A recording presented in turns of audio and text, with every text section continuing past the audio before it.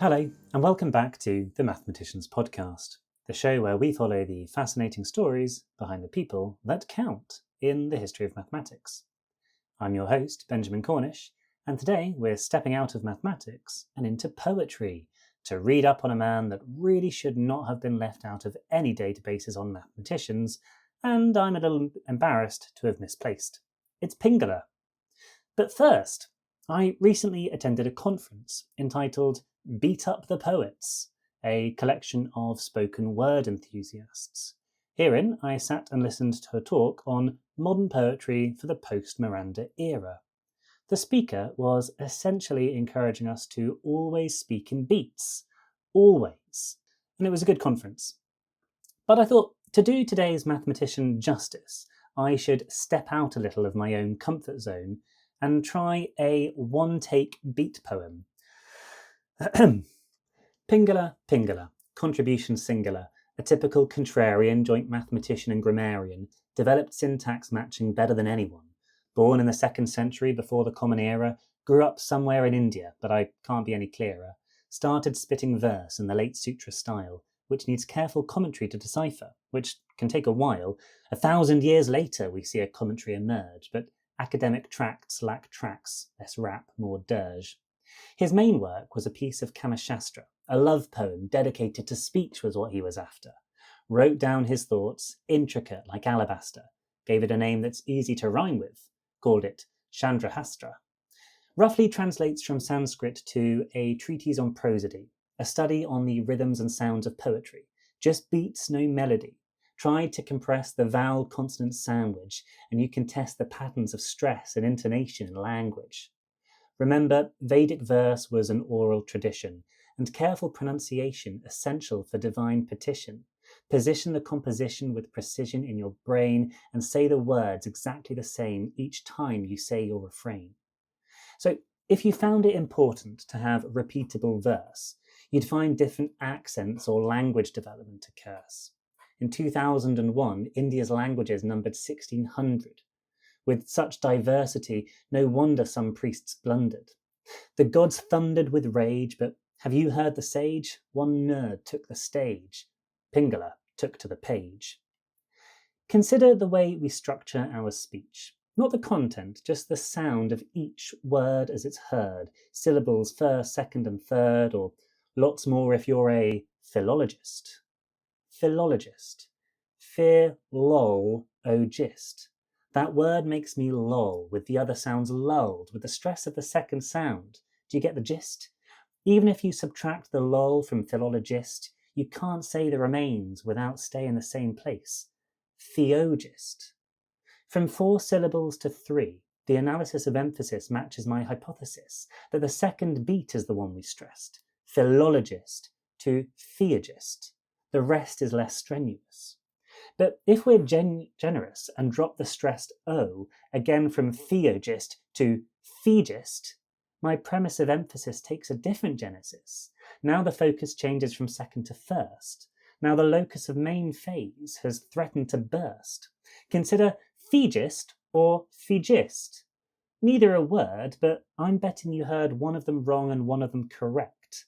You'd enjoy prosody then, I suspect. So, how can we say what phrases are possible, when lines can drag on and what places are stoppable? When you're writing tight lines like lightning, matching the syntax and timing get frightening. And yes, it's ideal to find rhymes that are close for you, but for real, at times the most you can do is match the rhythm. Even when you match the rhyme at the end of phrasing, if you don't at least make an attempt to keep up with some form of beat or coordination of stress and unstressed intonation, then the verse can feel like it has reached a schism. So Pingala started grouping syllables to repressed and stressed, then asked what sentences can exactly be expressed best. Consider words or phrases with 3 syllables. Listen to soft and heavy sounds in these examples. Happily, we start with no sound stressed. If it's 2 soft, then 1 hard, you'd call it an anapest. Prosody itself is an example of a dactyl, but a bachius is a little more intractile. It's tradition to stress the centre when using an amphibrach, that if you overturn tradition with a cretic tract, a palimbacus is loved more than the molossus, which is all beats on, happily, and a pest, prosody, tradition, overturn, loved more than, all beats on. What did you notice about the number of phrases? Each way that I say these has different spaces. If we play this game of counting stages, stressed or unstressed, in 8 different places. Now do you see? 2 to the 3? We're counting binary. Not quite a place value system, but a binary division of meter with precision to any number of beats. It keeps a list, repeats the sound, twist, lay a line on the ground, duplicate the trend, and append one heavy, one light syllable to the right. An algorithm for this allegorical rhythm. Combinatorics to encode Sanskrit, electric, metric, set thick and eccentric Vedic ethics. He didn't invent nothing, not a double negative slip, just a Shunya skip, a hollow in Vedic script. You may say he invented 0, the original O, a void in the poetic flow, but check his prosody, check his code, 4 zeros in a row, O, O, O, O.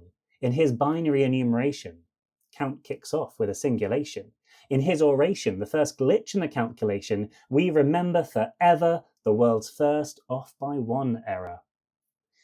Tell me, who found the sequence Fn is sum of the last 2? Before the man from Pisa found the nerve to put his own name to the numbers, his arrogance uncumbered, because centuries deep in the Sanskrit sleep, our guy Pingala slumbered. Take a short beat, lagu, double it, guru, constrain the cadence, let the beats dance, fix the length of the line, draw a boundary in time.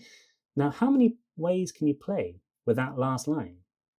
Dot, dot, dot, dot, dot, dot, dash, dot, dash, dot, dash, dot, dot, dash, dash. Morse code with a splash.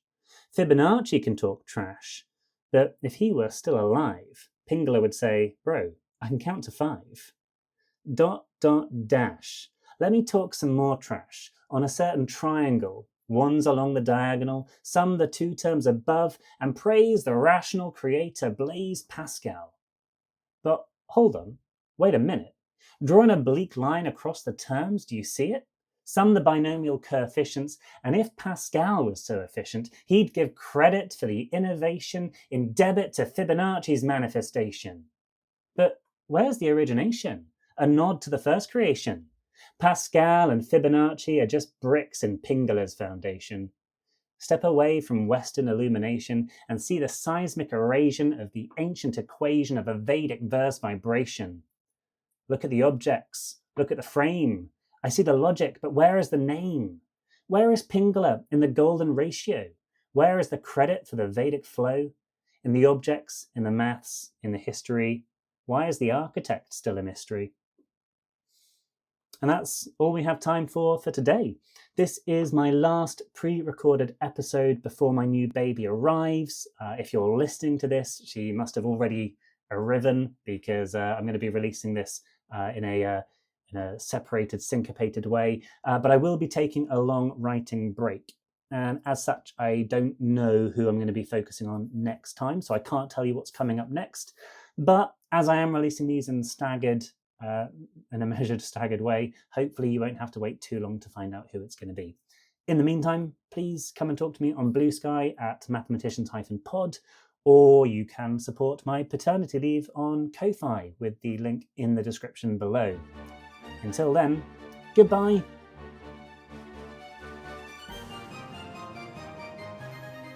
The music today is Dance Macabre Finale by Kevin MacLeod. You can find more information in the show notes.